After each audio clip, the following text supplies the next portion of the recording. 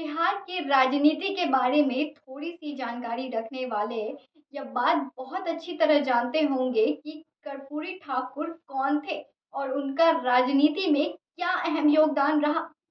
उनके इन्हीं कर्मों की वजह से जननायक की उपाधि दी गई थी। उन्होंने पिछड़े वर्गों के हित में वकालत की और मुख्यमंत्री के रूप में अपने कार्यकाल के दौरान विभिन्न गरीब समर्थक पहलों का लागू किया था, जिसमें भूमि सुधार और वंचितों का सशक्त बनाने के उद्देश्य से नीतियां भी शामिल थी। आज इनके इन्हीं नीतियों की वजह से भारत का सर्वोच्च नागरिक सम्मान भारत रत्न देने का निर्णय लिया गया है।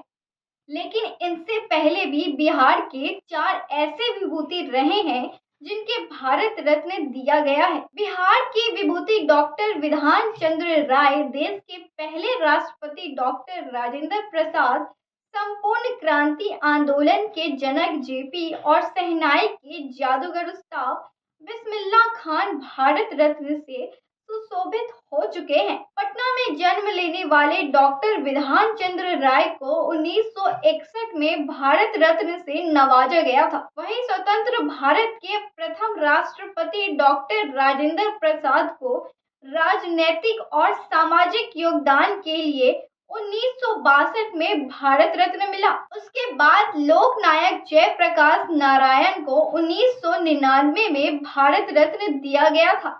वहीं बिहार के बक्सर में जन्म लेने वाले मशहूर शहनाई वादक उस्ताद बिस्मिल्लाह खान को 2001 में भारत रत्न दिया गया था और अब इस कड़ी को समृद्ध करते हुए अब भारत रत्न कर्पूरी ठाकुर को दिया गया है। बिहार से जुड़ी इन सभी विभूतियों को मरणोपरांत भारत रत्न मिले हैं। मालूम हो कि समाजवादी आंदोलन के पुरोधा जननायक कर्पूरी ठाकुर को भारत रत्न देने की मांग लंबे समय से की जा रही है। बिहार के मुख्यमंत्री नीतीश कुमार के कार्यकाल में जननायक को भारत रत्न देने का प्रस्ताव कई बार केंद्र सरकार को भेजा जा चुका है। वहीं जननायक के निधन के बाद से लेकर अब तक आधा दर्जन से अधिक बार विधानमंडल की ओर से सर्वसम्मत प्रस्ताव पारित कर केंद्र से भारत रत्न देने की मांग की जा चुकी है। वहीं इसमें 5 बार तो नीतीश सरकार ने ही इसकी अनुशंसा केंद्र सरकार से की है। इसके अलावा कई गैर सरकारी संगठनों की ओर से जननायक को भारत रत्न देने की मांग की जा रही है। अब आकर यह निर्णय लिया गया है कि कर्पूरी ठाकुर को भारत रत्न दिया जाएगा। उधर इस फैसले पर उनके बेटे रामनाथ ठाकुर ने यह 34 साल की तपस्या का फल है। उन्होंने बताया है कि प्रधानमंत्री को इसके बारे में चिट्ठी लिखी थी। यह 34 साल का संघर्ष है, तब जाकर उनके पिता कर्पूरी ठाकुर को भारत रत्न दिया जा रहा है। प्रधानमंत्री से उन्होंने यह सम्मान दिए जाने की मांग की थी तो कोई जवाब तो नहीं दिया था, लेकिन अब इसका ऐलान है तो इसके बाद वह काफी खुश है। रामनाथ ठाकुर ने कहा है कि बहुत खुशी है, उनके पिता को भारत रत्न सम्मान दिया जा रहा है, जो कि देश का सर्वश्रेष्ठ सम्मान दिया जाता है। गणतंत्र दिवस के अवसर पर संपूर्ण देशवासियों को एलिट संस्थान पटना की तरफ से ढेर सारी बधाई और शुभकामनाएं।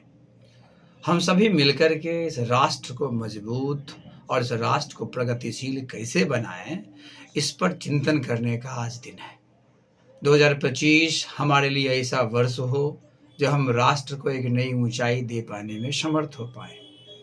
हम समाज के किसी भी क्षेत्र में क्यों नहीं कार्यशील हों, हम चाहें कि इस राष्ट्र की मजबूती, इसके सामाजिक और वैश्विक स्तर पर इसकी उपयोगिता कैसे प्रमाणित हो सके, इस पर लगें और हम अपने आप को वहां तक पहुंचा पाएं। अमरदीप झा गौतम, एलिट संस्थान पटना। पनोरमा ग्रुप, जो सोचता है वो करता है।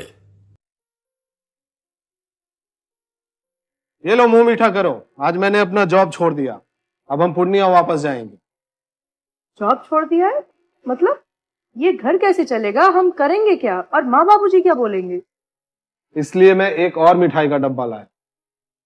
अपने बिजनेस के लिए लोन अप्रूव हो गया।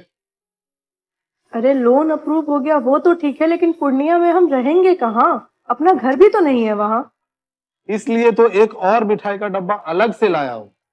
हमने पूर्णिया में घर ले लिया है, पूर्णिया के ई होम्स पैनोरमा में। पूर्णिया में पैनोरमा ग्रुप लेकर आए हैं ई होम्स पैनोरमा। बड़ा घर, आलीशान जिंदगी और अत्याधुनिक सुविधाओं के संग। अरे अरे, अब क्यों मुंह मीठा करवा रही हो? क्योंकि हम घर वापसी जो कर रहे हैं। घर वापसी की खुशी पूर्णिया में ई होम्स पैनोरमा के संग। E homes panorama, luxurious lifestyle redefined.